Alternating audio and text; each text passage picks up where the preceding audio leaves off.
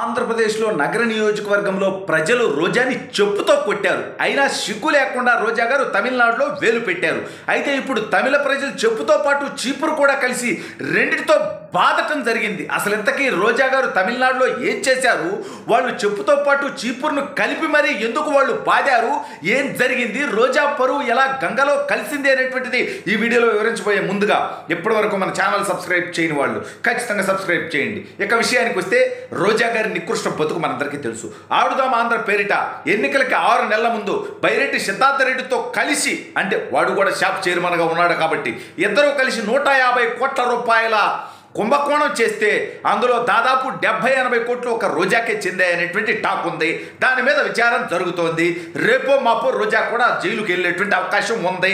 సరే, ఈ విషయం పక్కన పెడితే వారానికి 2-3 సార్లు తిరుపతి పోయేది, ఒక్కొక్కసారి 50 మందిని వేసుకొని పోయేది, అక్కడికి వెళ్ళి ఏం చేసేది, ఎందుకు పోయేది, వీటన్నిటి మీద విచారణ జరుగుద్ది. అయితే ఇప్పుడు రోజా గారి కన్ను తమిళనాడు మీద పడింది. అంటే తప్ప అంటే ఆవిడ కన్ను ఎక్కడ పడితే అక్కడ భస్మం, అది కదా సబ్జెక్ట్ ఇక్కడ.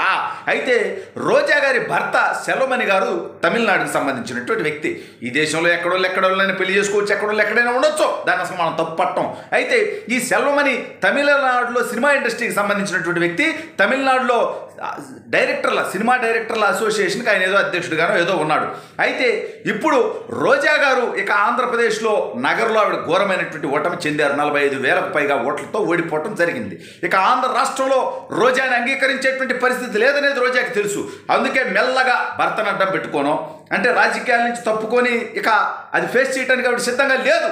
ఇటీవల ఇటలీ పోయి ఆమె చేసినటువంటి మిడ్డీలు స్కట్లే వారం మనందరం చూసాం. అయితే ఇప్పుడు తమిళనాడు రాజకీయాల్లోకి వెళ్ళాలంటే ఎక్కడికి వెళ్ళాలి? అన్నా డిఎంకేకి భవిష్యత్తు ఉందా అంటే పెద్దగా కనిపించట్లా. డిఎంకేకి వెళ్దామంటే అక్కడ ఫుల్ ప్యాక్డ్గా ఉంది. ఎందుకంటే వాళ్ళు అధికారంలో ఉన్నారు, కాంగ్రెస్ పార్టీ మరికొన్ని పార్టీలతో పొత్తులో ఉన్నారు, అక్కడ అవకాశం కనిపించలా. అయితే ఇప్పుడు ఈవిడ గారు విజయ్ పెట్టినటువంటి కొత్త పార్టీ, కొత్తగా తమిళ నటుడు విజయ్ ఒక పార్టీ పెట్టడం జరిగింది. ఆ పార్టీలో జాయిన్ అవటానికి టీవీకే అనేటువంటి పార్టీ పెట్టడం జరిగింది, తమిళ వెట్రి కలగమని. ఆ పార్టీలో జాయిన్ అవడానికి విజయ్ని సంప్రదించడంతో, అంటే గతంలో విజయ్ కూడా సినిమా ఇండస్ట్రీలో ఉన్నాడు కాబట్టి, హీరో కాబట్టి, రోజా గారేం పసిపాప కాదు, ఈవిడ గారు 50+. కాకపోతే విజయ్ గారితో కూడా ఏదో ఒక సినిమాల్లో యాక్ట్ చేసినటువంటి అనుబంధం ఖచ్చితంగా ఉంటుంది, ఆయన పరిచయం ఉంటుంది. ఆ రకంగా నేను మీ పార్టీలోకి వస్తాను, నాకు అవకాశం కల్పించండి, ఎందుకంటే మీరు కొత్తగా విజయ్ అనేటువంటి వ్యక్తి కొత్తగా రాజకీయాల్లోకి వస్తున్నాడు.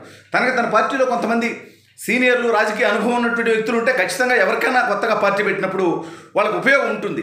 అయితే ఈవిడ గారు ఇటీవల తమిళనాడులో ఈవిడ చేసినటువంటి బూత్ పని ఏంటంటే, తమిళనాడులో ఒక దేవాలయానికి వెళ్ళి ఓడిపోయిన తర్వాత అక్కడ దర్శనం చేసుకొని వస్తుంటే ఆ టెంపుల్లో పనిచేసేటువంటి పారిశుద్ధ కార్మికులు, సాధారణంగా ఈవిడ ఒక హీరోయిన్ కాబట్టి, అదేవిధంగా ఆంధ్రప్రదేశ్లో అప్పటికి మంత్రిగా చేసింది కాబట్టి, ఈవిడతో ఫోటో దిగడానికి వచ్చినప్పుడు వాళ్ళని చేతరించుకుంటూ పక్కకి వెళ్ళండి, దూరంగా నిలబడి దిగండి అనేదైతే ఈవిడ అధికార మతం, అహంకారం, అదేవిధంగా కులహంకారం చూపించిందో, కుల దురహంకారం, దాని మీద అప్పుడులోనే తమిళ మీడియా అన్నింటిలో కూడా రోజా అహంకారాన్ని తప్పుపడుతూ అనేక మంది విమర్శలు చేయడం జరిగింది. ఈ నేపథ్యంలో విజయ్ ఇటువంటి వ్యక్తిని, అంటే రోజా లాంటి పనికిమాలినటువంటి వ్యక్తిని తీసుకోవటానికి సిద్ధపడతాడా?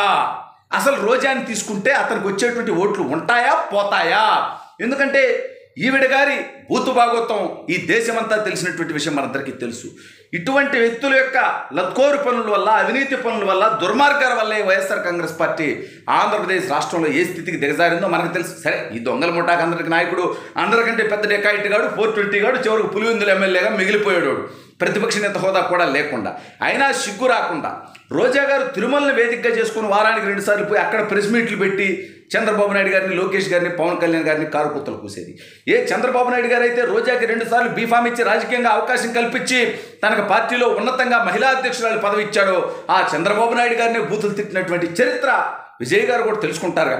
ఎందుకంటే రోజాకు ఒక రాజకీయ అవకాశం ఇవ్వాలనుకున్నప్పుడు తన రాజకీయ జీవితం కేవలం వైసీపీలో 2 సార్లు ఎమ్మెల్యే అయింది, జగన్ 2 సంవత్సరాలు మంత్రి పదవి ఇచ్చాడు, అక్కడ ఆడుదాం అందరూ డబ్బులు మింగేసింది, ఎంతవరకే చూడగా విజయ్. అసలు ఆవిడ సినిమా చరిత్ర ఏంటి, రాజకీయాల్లోకి ఎప్పుడు వచ్చింది, ఏ ఏ పార్టీలో ఉంది, ఎక్కడ ఎలా ఉంది అనేటువంటిది చూసినప్పుడు ఈవిడ గారు గతంలో తెలుగుదేశం పార్టీలో ఉండి రాజశేఖర రెడ్డిని పంచి ఓడదీసి కొడతానని చెప్పి మళ్ళీ వైఎస్ఆర్ కాంగ్రెస్ పార్టీలోకి వెళ్ళి అదే చంద్రబాబు నాయుడు గారిని కారు కూతురు కూర్చున్నటువంటి నికృష్ట చరిత్ర విజయ్ చూసిన తర్వాత ఈవిడ్ని ఎందుకు జాయిన్ చేసుకుంటాడు, దేనికోసం జాయిన్ చేసుకుంటాడు, ఈవిడ్ని చూసి ఎవడన్నా ఓటేస్తాడా అంటే సినిమా నటులు వచ్చినప్పుడు, సెలబ్రిటీలు వచ్చినప్పుడు ఖచ్చితంగా ప్రజలు అక్కడ గుమి కొడతారు, వాళ్ళని కలిసేటువంటి ప్రయత్నం చేస్తారు, ఫోటోలు దిగేటువంటి ప్రయత్నం చేస్తారు. కానీ వాళ్ళకు ఓట్లు వేస్తారా అంటే మరి కమల్ హాసన్ ఎంత పెద్ద నటుడు, ఆయన కనీసం శాసనసభ్యుడిగా కూడా గెలవలేకుండా ఓడిపోవడం జరిగింది. అంటే ప్రజలు సినిమా నటుల్ని చూడటం వేరు, ఓటు వేయటం వేరు నాయకులుగా అంగీకరించి అనేటువంటిది స్పష్టమైనటువంటి నేపథ్యంలో విజయ్ రోజా లాంటి పనికిమాలినటువంటి వ్యక్తుల్ని, రోజా లాంటి నోటి తుత్తరున్నటువంటి వ్యక్తుల్ని, రోజా లాంటి అవినీతి చరిత్ర ఉన్నటువంటి వ్యక్తుల్ని విజయ్ తన పార్టీలో చేర్చుకునేటువంటి అవకాశం లేదు అనేటువంటి టాక్ నడుస్తోంది.